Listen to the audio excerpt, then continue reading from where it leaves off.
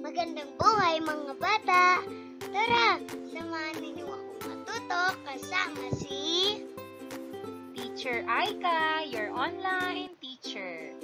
Please don't forget to subscribe, like, share, and hit the notification bell for more videos. Thank you! Magandang araw mga bata! Ang ating aralin ngayon sa EPP 5, ICT, Math-Based, Week 6 to 8 ay tungkol sa gamit ng computer at internet sa pangangalap at pagsasaayos ng impormasyon. Muli, ako si Teacher Aika, ang inyong guro. Simulan na natin. Sa panahon ng makabagong teknolohiya ay maraming maaaring makalap na impormasyon kagaya ng mga larawan, video, dokumento at iba pa. Mayroon ding mga paraan upang maging mas mabilis at mabisa ang pagkakalap natin ng mga impormasyon. Malaki ang naitulong ng makabagong teknolohiya sa ating pag-aaral dahil mabilis tayong nakakakalap ng mga mahahalagang impormasyon sa tulong ng internet. Ngunit minsan ay nagdudulot ito ng kalituhan dahil sa iba't ibang impormasyong maaari nating makuha, kaya nararapat lamang na tayo ay maging maingat sa lahat ng impormasyong iyong nakakalap.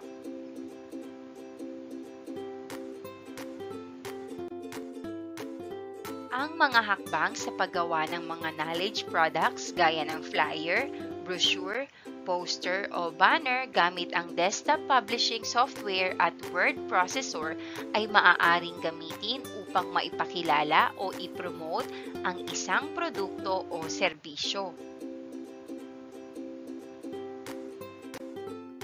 Ang search engine ay isang programa na naghahanap ng impormasyon o iba pang mga bagay tulad ng larawan, video, o dokumentong tutugon sa keyword na ibinigay ng user. Marami pang mga search engine na maaaring gamitin sa paghahanap ng impormasyon maliban sa Google.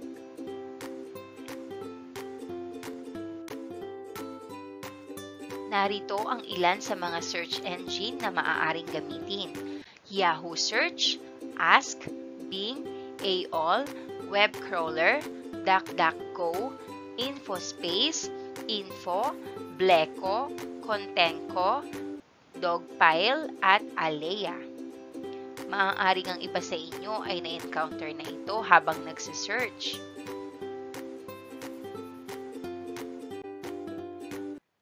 Search engine, ano nga ba ito? Ang advanced search ay ginagamit sa paghahanap ng tumpak na impormasyon upang maiwasan ang pangangalap sa libo-libong resulta na hindi naman magagamit lahat.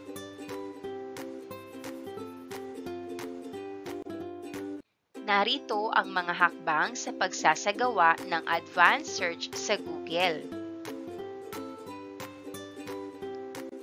Number 1, upang matagpuan ang advanced feature ng Google, i-click lamang ang mga setting sa parteng ibaba.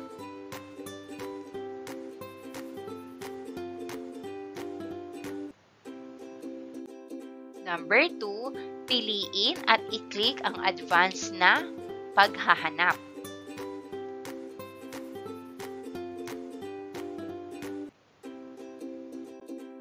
Number 3, maaaring gumamit ng quotation mark sa paksang nais tukuyin na may higit sa isang salita, tambalang salita. Halimbawa, rubber boat.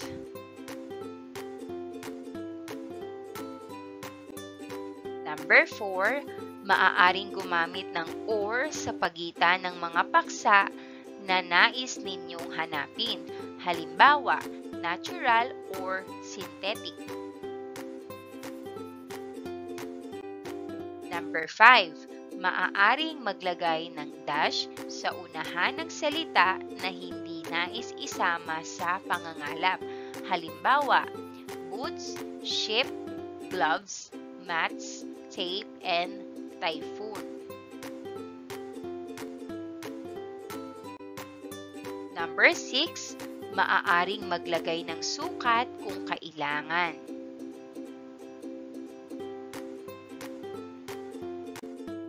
Maaari ring paliitin ang lawak ng magiging resulta sa pamamagitan ng pagsagot sa mga sumusunod. Number 1, pumili ng lengguwahe o wika na nais hanapin.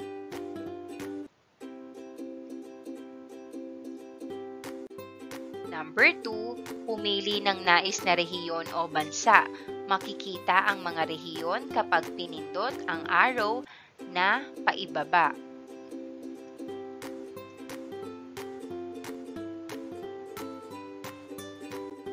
Number 3, pumili ng taon o oras kung kailan huling nabago o nalathala ang impormasyon.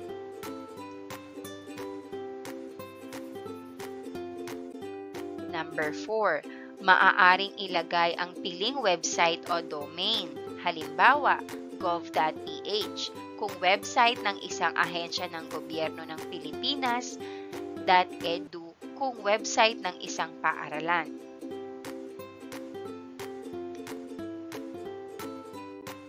Number 5, pumili ng lugar sa pahina kung saan nais makita ang paksa.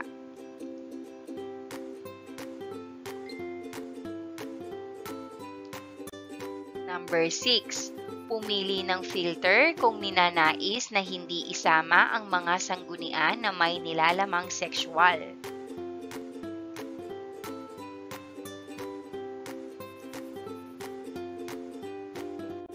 Number 7, pumili ng nais na format ng file.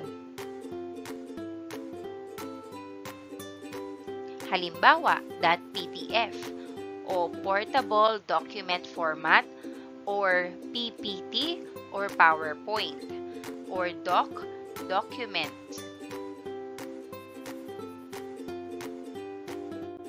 Number 8, pumili sa karapatan sa paggamit ng impormasyon. Halimbawa, not filtered by license, free to use or share, free to use, share or modify at marami pang iba.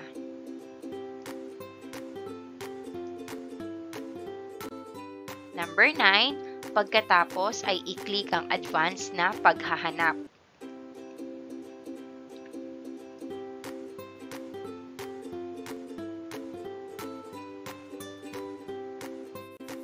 Narito naman ang mga word processing tools. Ang MS Word, WordPerfect, TextMaker, Corel, Write, Google Docs, Kingsoft Writer, AbilityWrite, or Ragtime ay mga halimbawa ng word processing software.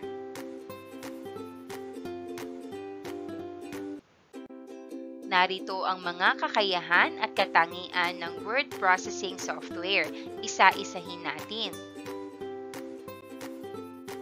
A. Pag-layout ng pahina. B. Pag-highlight sa text. C. Paglagay ng watermark. D. Pag-outline. E. Mga kulay na pagpipilian. F. Paglikha ng mga label. G. Pag-iimprenta sa sobre. H. Pag-edit ng dokumento. Isang mahalagang katangian ng word processor ay ang kakayahang makalikha ng iba't ibang diagram na makakatulong sa mga taong ibig mag-ulat ng may kasamang visual. Narito ang mga halimbawa. Flowchart. Flowchart ay nagpapakita ito ng pagkakasunod-sunod na hakbangin o gawain na nagsasalarawan ng daloy ng trabaho o proseso, kalimitang ginagamit sa pagsusuri, pagdidisenyo, maging pamamahala ng mga proseso o programa sa anumang larangan.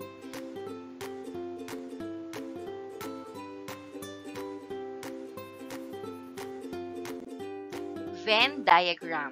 Nagpapakita ito ng mga posibleng lohikal na pagkakaiba at pagkakatulad ng mga bagay.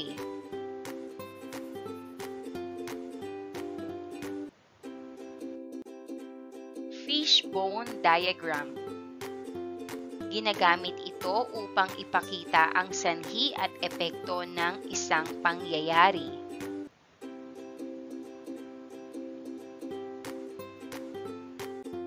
Cycle diagram. Ito ay nagpapakita ng pagkakaugnay ng mga bagay sa isang paulit-ulit na proseso.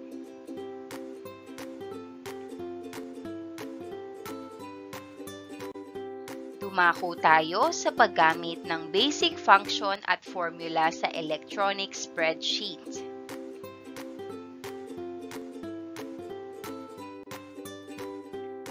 Ang formula ay nagpapakita ng relasyon ng iba't ibang variable sa isang mathematical expression. Ang formula ay isang pahayag ng user kung paano niya ibig tuusin ang mga datos sa worksheet. Nagsisimula ito sa equal sign at naglalaman ng values, cell references, cell names at functions. Halimbawa, B5 equals B6 plus B7 plus B8 minus B9.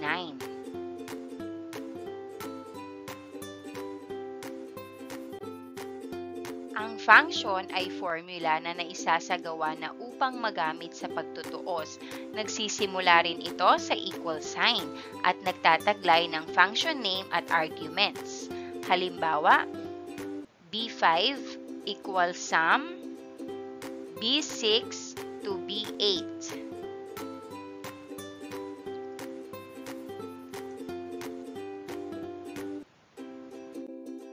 Iba't ibang klaseng basic functions na maaaring gamitin sa electronic spreadsheets. Una ay ang sum function. Ibinibigay nito ang pinakamalaking bilang mula sa mga piniling numerical na datos.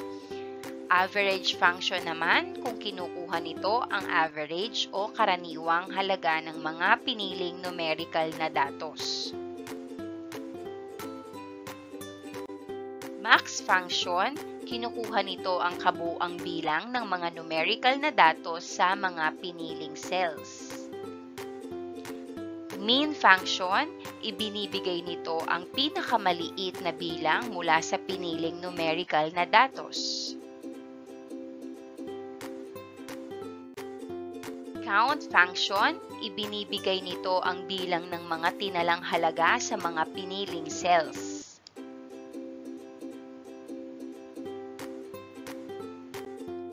Ang paraan ng pagtutuos o paggamit ng function at formula ay nag-iiba lamang sa gamit. Kung nais mong mag-subtract gamit ang minus sign sa pagitan ng mga napiling cells, narito ang halimbawa, equal sign, open parenthesis, A9 minus B9, close parenthesis. Kung nais mong mag-multiply, gamitin ang asterisk sa pagitan ng mga napiling cells. Halimbawa, equal sign, open parenthesis, A10 times B10, close parenthesis. Kung nais mong mag-divide, gamitin ang slash sa pagitan ng mga napiling cells. Halimbawa, equal sign, open parenthesis, A11 divided by B11, then close parenthesis.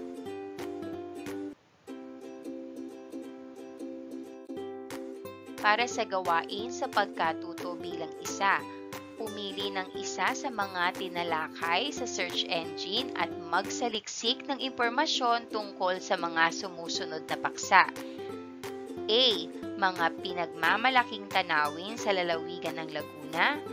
B. Iba't ibang hayop na tanging sa Pilipinas lang matatagpuan. C. Talambuhay ni Dr. Jose P. Rizal. E. Sangkap at hakbang sa pagluluto ng kare-kare. At E. Tanyag na simbahan sa Pilipinas.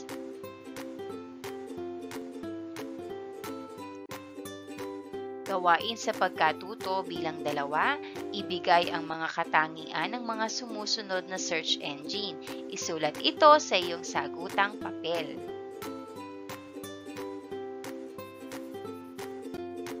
Gawain sa pagkatuto bilang 3. Basahing mabuti ang bawat katanungan at piliin ang titik ng tamang sagot. Isulat ang tamang sagot sa sagutang papel. Number 1, isang search engine na may kakayahang magsaling wika. A. Yahoo, B. Google, C. Bing, D. AOL Search. Ang tamang sagot, Google. Letter B. Number 2, simbolong dapat i-click sa tuwing magbo-bookmark. A. Bilog, B. Bituin, C. Parisukat o D. Puso. Ang tamang sagot, B. Bituin. Number 3, dito matatagpuan ang advanced search ng Google. A. Menu, B. Tools, C. Settings, D. Google Apps. Ang tamang sagot, letter C. Settings. Number 4, ito ay nakakatulong sa paghahanap ng tumpak na impormasyon upang maiwasan ang pangangalap sa libo-libong resulta. A. Search engine, B. Advanced feature, C. Web browser, D. Google Apps.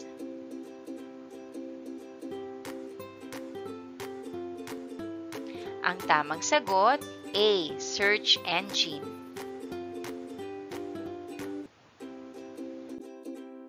Number 5, simbolong inilalagay sa unahan ng salita na hindi nais isama sa pangangalap. A. Hashtag, B. Plus sign, C. Dash, or D. Asterisk. Ang tamang sagot, letter C. Dash sign. Number 6, alin sa mga sumusunod na domain ang nangangahulugang opisyal na website ng ahensya ng pamahalaan? A.com, B.edu, C.ph, or D.gov. Ang tamang sagot, D.gov.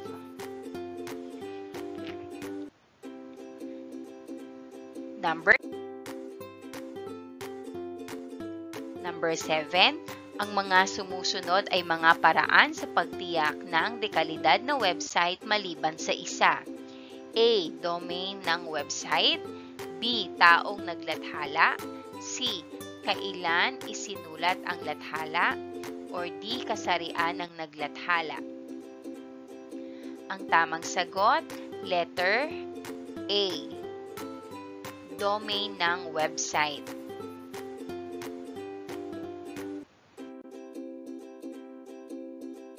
Number 8, alin sa mga sumusunod na domain ang nangangahulugang opisyal na website ng paaralan o di kaya ay mga institusyon?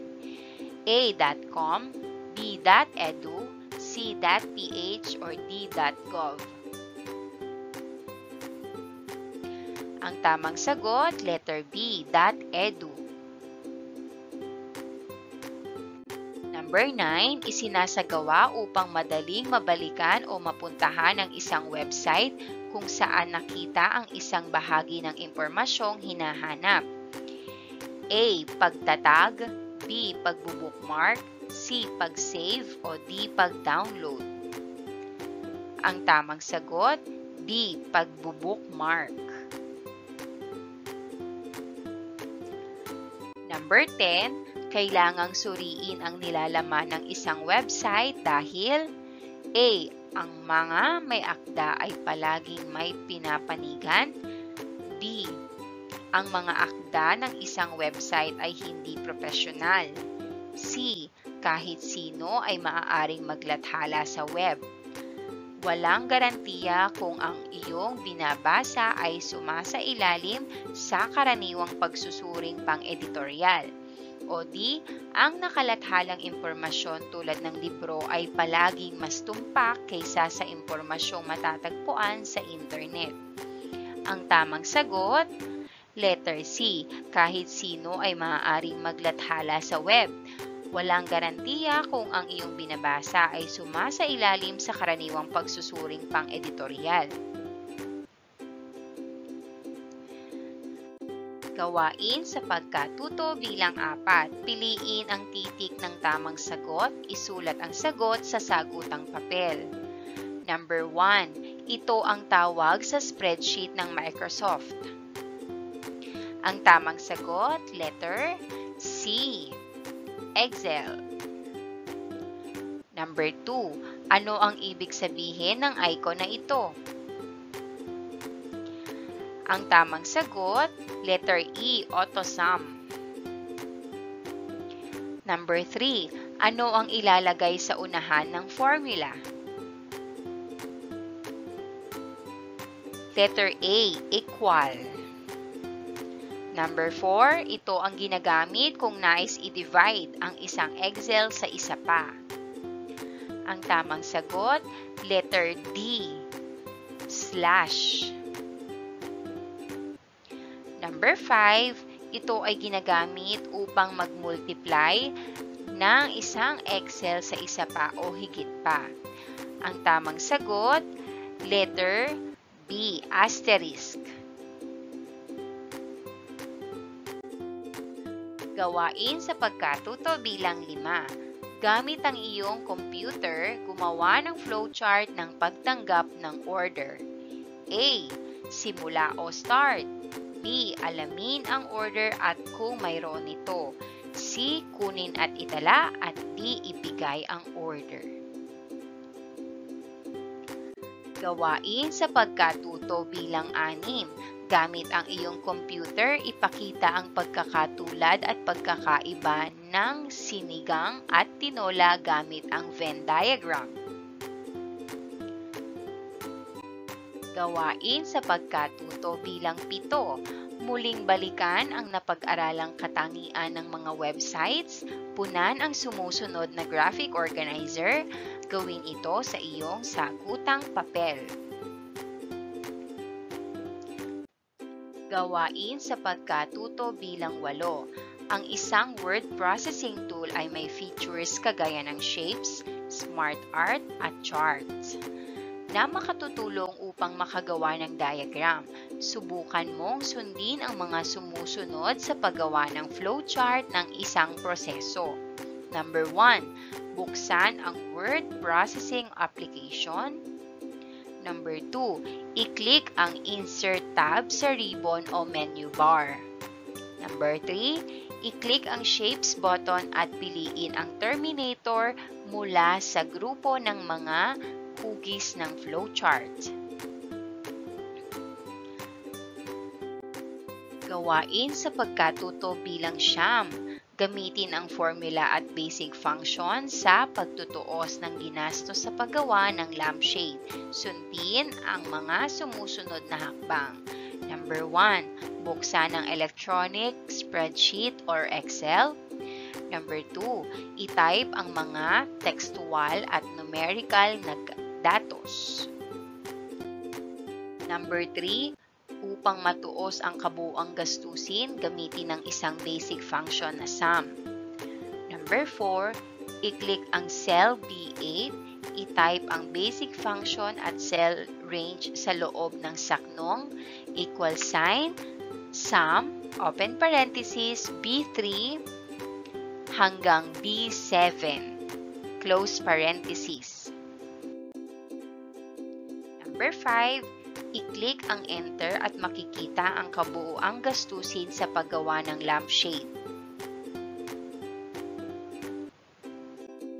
Number 6, i-save ang spreadsheet bilang gastusin_lampshade. Gawain sa pagkatuto bilang siyam. Alamin ang paraan ng pagtanggap ng mga bisita sa opisina ng punong guro at igawa ito ng flowchart. Gawain sa pagkatuto bilang 10. Alamin ang kita ng inyong pamilya at mga gastusin sa pagkain, bayad sa tubig at kuryente, baon o pamasahe, at iba pang pinagkakagastusan sa loob ng isang buwan. Gamit ang Excel, ipakita ito at alamin ang average na budget ng inyong pamilya bawat araw.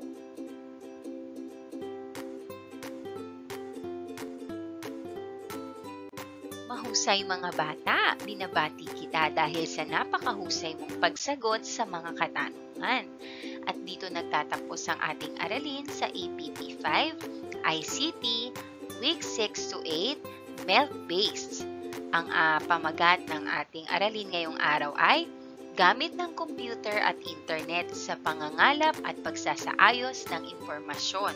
Muli ako si Teacher Aika at hanggang sa muli nating pagkikita. Salamat!